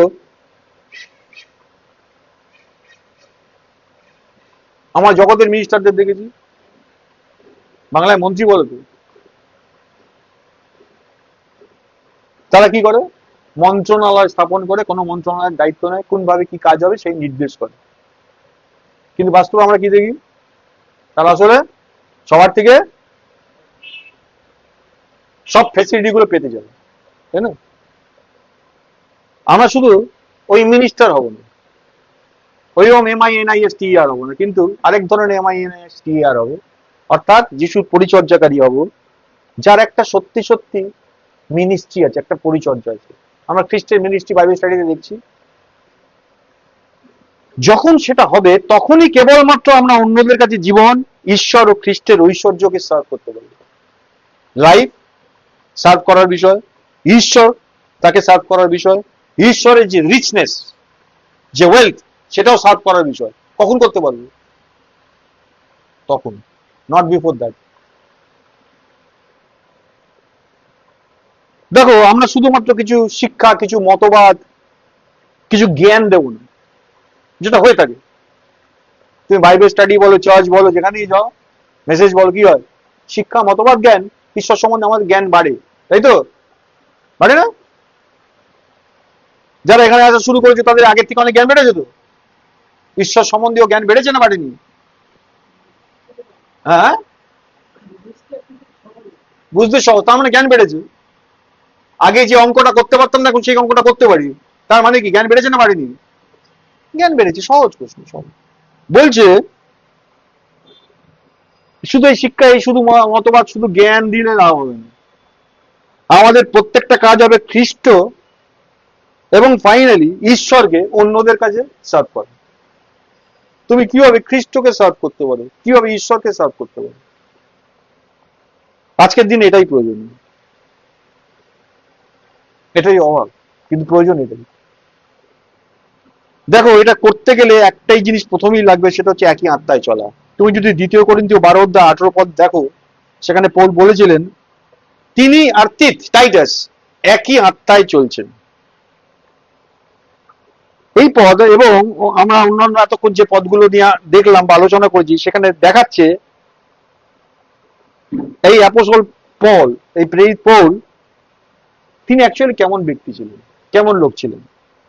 তিনি ছিলেন এমন একজন ব্যক্তি যিনি সম্পূর্ণভাবে, নিঃশর্তভাবে, ডিপলি, গভীরভাবে আত্মায় বাস করতেন এবং কখনোই কোনো সময় আত্মা থেকে বিচ্ছিন্ন থাকতেন না। That is the secret. তিনি গভীরভাবে আত্মায় বাস করতেন, কখনোই কোনো পরিস্থিতিতে আত্মা থেকে বিচ্ছিন্ন হতেন না। That is the secret. এবার সেই ফাইনাল প্রশ্নটার উত্তরে আসে। এক ভাই প্রশ্ন করেছিল, আমি বলেছিলাম এই এটার মধ্যে দিয়ে আমরা উত্তরটা পাবো। ফার্স্ট পার্ট গেছে, আজকে সেকেন্ড পার্ট। দেখো, সমস্ত চিন্তাকে বন্দি করে খ্রিস্টের অনুগত্যে নিয়ে আসবে, এটা আমরা কিভাবে করবো, এক ভাই প্রশ্ন ছিল। সাধু পৌল আত্মায় বাস করতেন বলে তিনি শিখেছিলেন যে কিভাবে মানুষের চিন্তাগুলোকে কিভাবে হ্যান্ডেল করতে হয়, মানুষের চিন্তাগুলোর সাথে কিভাবে আচরণ করতে হয়, মানুষের চিন্তাগুলোর সাথে। তুমি 2 করিন্থীয় পত্রটাকে, তার যে চিন্তা, তার যে থট লেভেল, এই বিষয়ে তুমি যদি ভালো করে স্টাডি করো, তাহলে দেখবে 3টে অংশ রয়েছে।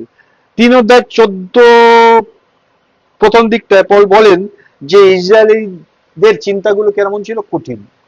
যারা ইসরায়েলিও ছিল তাদের চিন্তাগুলো কঠিন। পল কিভাবে বিশ্লেষণ করছেন, তুমি 4 অধ্যায় 4 পদে যাও, সেখানে দেখতে পাবে তিনি বলেন এই যুগের দেবতা অবিশ্বাসীদের চিন্তাগুলোকে অন্ধ করে দিবে। অবিশ্বাসীদের মন মানে চিন্তাকে অন্ধ করে দিবে। তাহলে ইসরায়েলিদের চিন্তা বা মন কঠিন ছিল, এই যুগের দেব অবিশ্বাসীদের মন বা চিন্তাকে কঠিন করেছে, অন্ধ করে দিয়েছে, তাই না?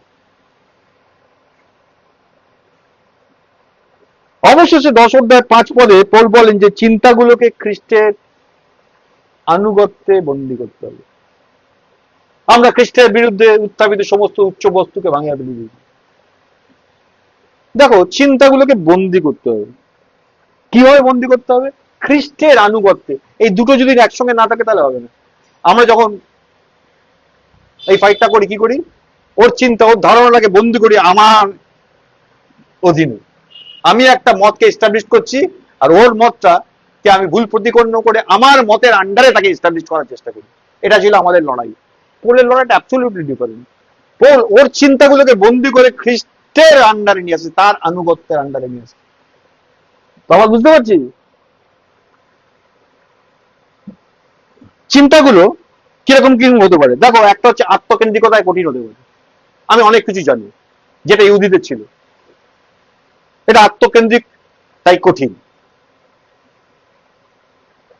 অথবা কি হতে পারে, চিন্তাগুলো এই যুগের দেবতাদের দ্বারা অন্ধ করে দেবে, পুরো ডার্ক সাইড, ওই দিকটা দেখতেই পায় না, বুঝতেই পারে, সেটা হতে পারে।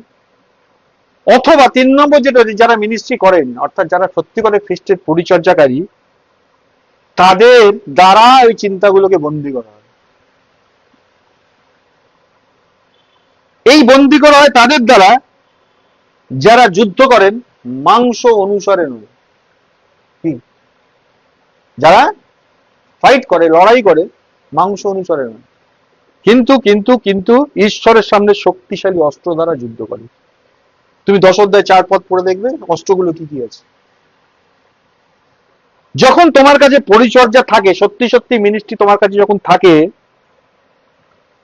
যখন তুমি সত্যি সত্যি আত্মাতে বাস করতে শিখে গেছো, পারো, যখন তুমি সত্যি সত্যি আত্মাতেই চলাফেরা করো, তখন তুমি মাংস অনুযায়ী ফাইনালি আর যুদ্ধ করো না।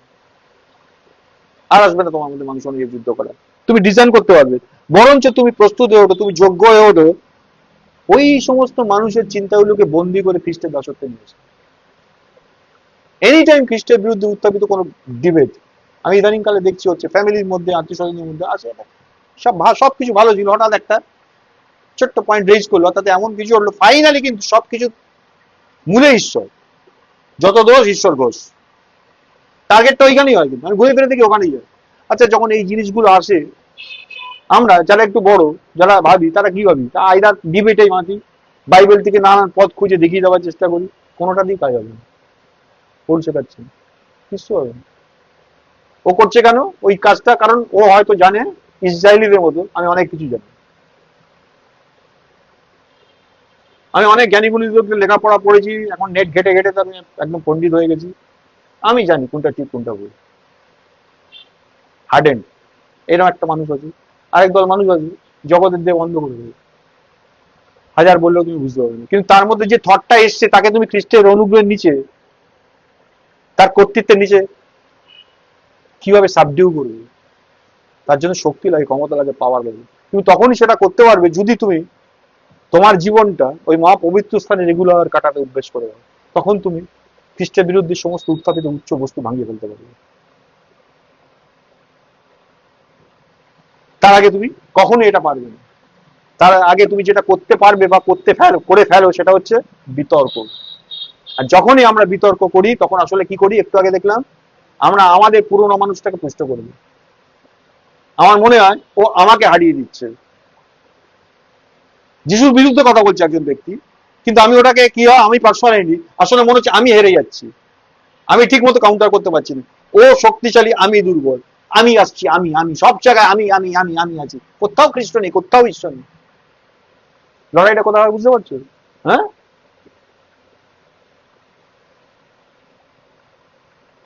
দেখো, মানুষকে বিতর্ক করে কোনোদিন জয় করা যাবে না। তুমি যত বেশি বিতর্ক করো, মানুষের চিন্তাগুলো তত বেশি এক্সাইটেড হয়, তত বেশি উত্তেজিত হয়, এটা স্টিমুলির কাজ করে। কিছু মানুষ তোমার কাছে বিতর্কের জন্য আসতেই পারে, কিন্তু তুমি যদি তাদের সঙ্গে বিতর্ক করো, তাহলে কেবলমাত্র তুমি তাদের চিন্তাগুলোকেই শুধু এক্সাইটেড করে দেবে, উত্তেজিত করে দেবে, অন্য কিছু করতে পারবে না।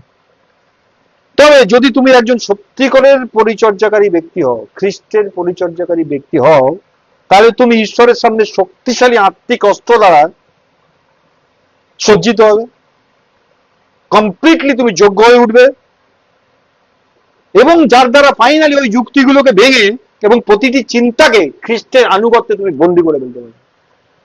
ইউ হ্যাভ এনাফ পাওয়ার। কখন?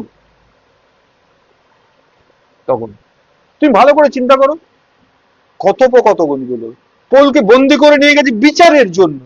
কার কার সামনে পোল দাঁড়াচ্ছে, কার কার সামনে, যিশুর কথা বাদ দিচ্ছি, আমি পৌলের কথা বলছি, কার কার সামনে ফেস করছে? রাজা আগ্রিপ্প ফেস করছে, উত্তর দিতে পারছে ওরা?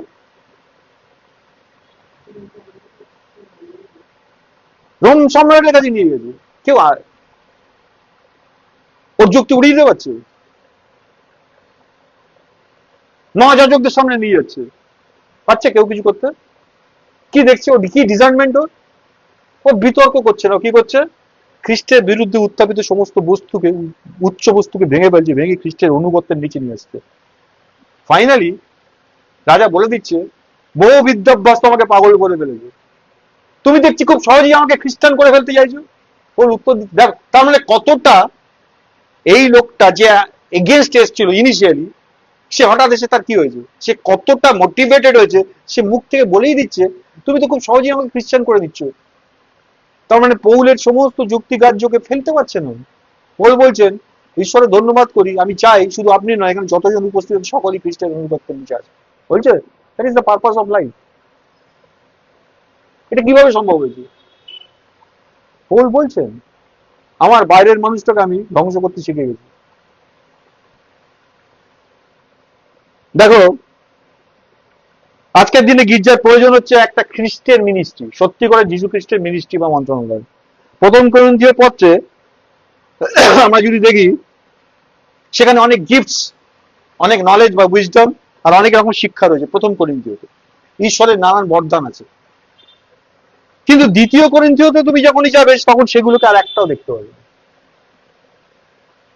কোন ভেবে দেখো যেটা হঠাৎ কি হলো?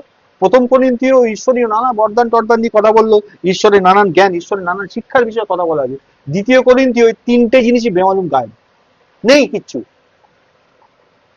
আমরা সেখানে কোনো অলৌকিক ঘটনা দেখতে পাই না, গোটা দ্বিতীয় করিন্থীয় কোনো মিরাকেল দেখতে পাবে না, কোনো হিলিং দেখতে পাবে না, কোনো আরোগ্য দেখতে পাবে না। বরং আমরা দেখি পলের দেহে একটা কাঁটা ছিল, একটা কণ্টক।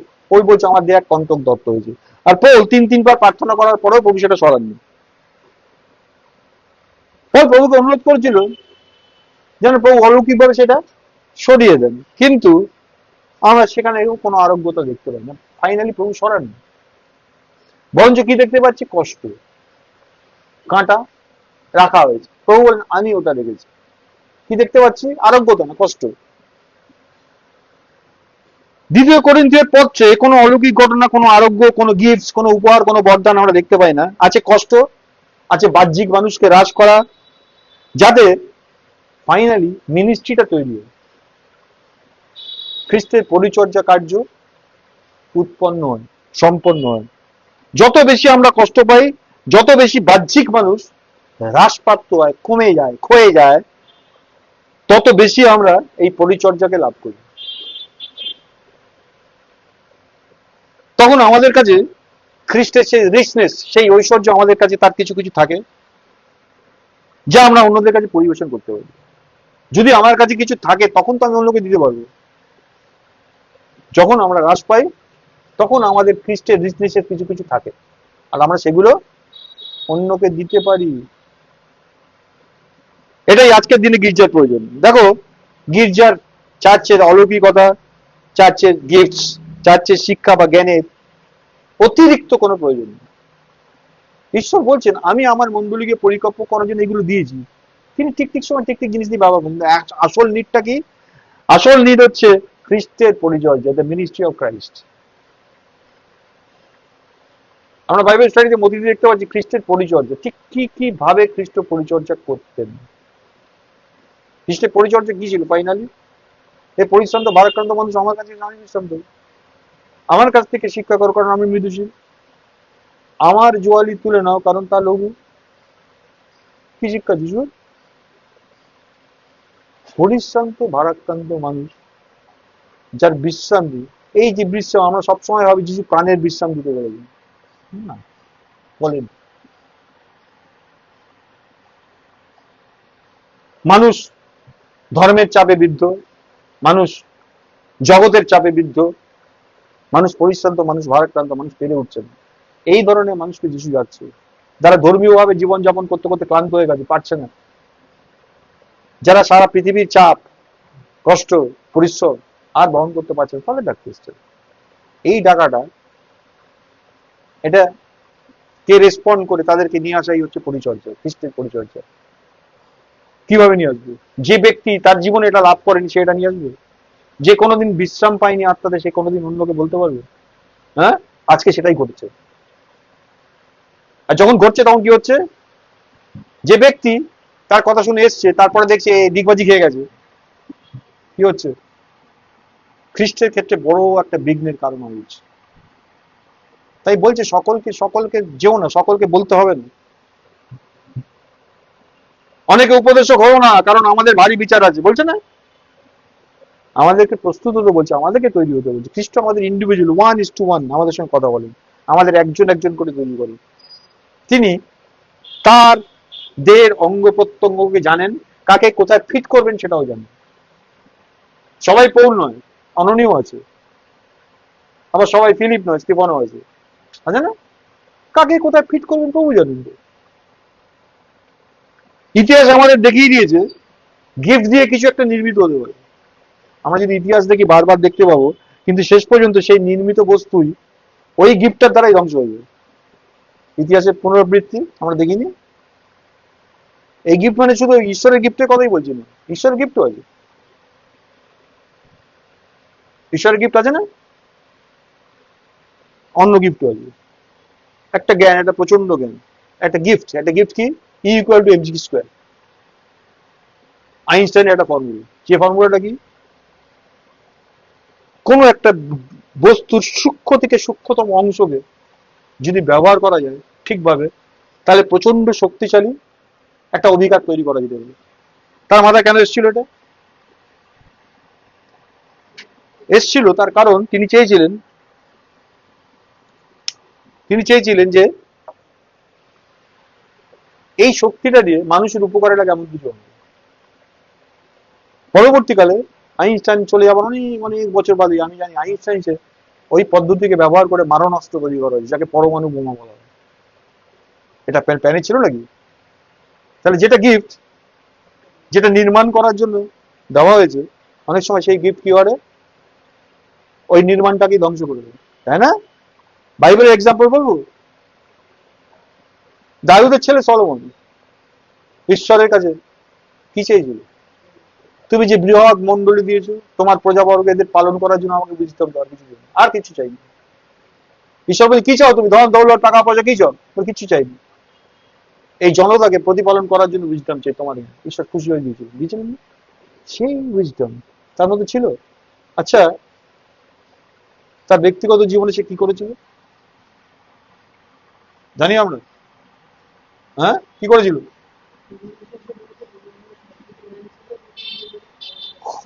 ইতিহাসে আমরা যদি পড়ি ডক্ট্রিন, ওল্ড টেস্টামেন্ট, সলোমনের জীবনটা কি হয়েছিল? সলোমন, তার প্রচুর স্ত্রী ছিল, যার অত জ্ঞান ছিল, ঈশ্বর পরজাতীয়দের সঙ্গে কোনো সম্পর্ক স্থাপন করতে বারণ করেছিল।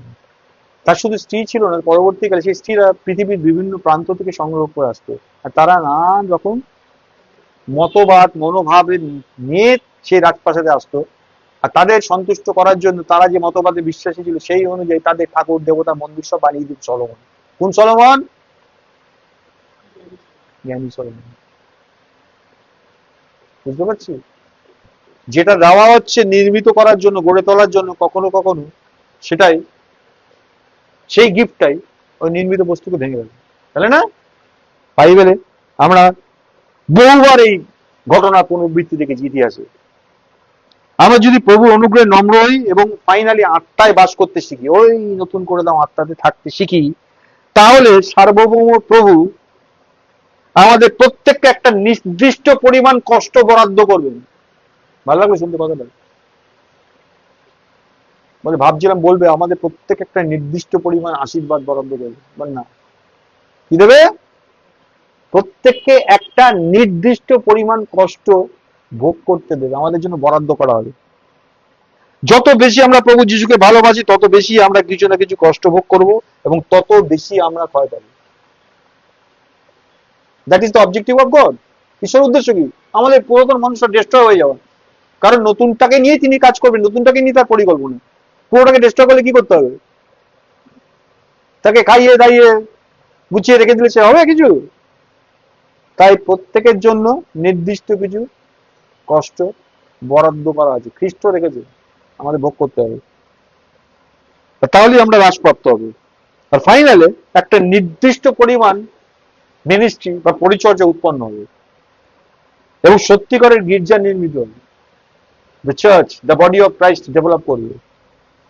এটাই আজকের দিনে গির্জার প্রকৃত প্রয়োজন। সত্যি করে চার্চ এটাই। প্রভু ধন্যবাদ। হ্যাঁ, এই তো নাকি? কি বললেন পৌল? সহজ বিষয় এটা? সহজ না, কঠিন বিষয়? কি কঠিন? আচ্ছা, কোনটা সহজ কোনটা কঠিন আমরা কিভাবে ধরি?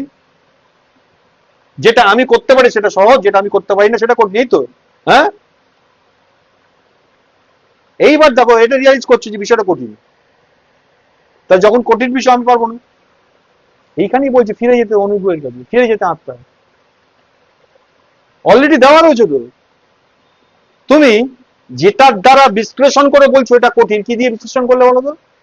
সেই তোমার পুরনো মনটা ন্যাচারালি ওর কাছে কঠিন। ও ঈশ্বরের বিষয়গুলো কিভাবে হ্যান্ডেল করবে, পারবেই না, তাই কঠিন। কার কাছে সহজ? যিশুর কাছে। ঝড়ের মধ্যে ঘুমাবে, জেলখানায় পুড়ে রাখবে, আরামে ঘুমাবে। সহজ না?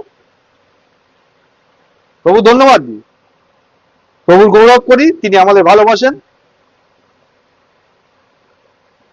তাই তিনি চাইছেন আমরা জানি এই সূক্ষ্ম থেকে সূক্ষ্ম বিষয় যত দিন এগিয়ে আসছে, প্রভুর আগমন সন্নিকট হচ্ছে, তিনি আমাদেরকে প্রস্তুত করতে চাইছেন, প্রিপেয়ার করতে চাইছেন। আমরা অনেকেই একটু পিছিয়ে আছি, একটু পিছিয়ে আছি। প্রভু চাইছেন এই জায়গাগুলো আমরা রিকভার করে আরো দ্রুততার সঙ্গে মানে প্রভুর তালে তাল মিলিয়ে চলতে। আমেন। প্রভুর গৌরব।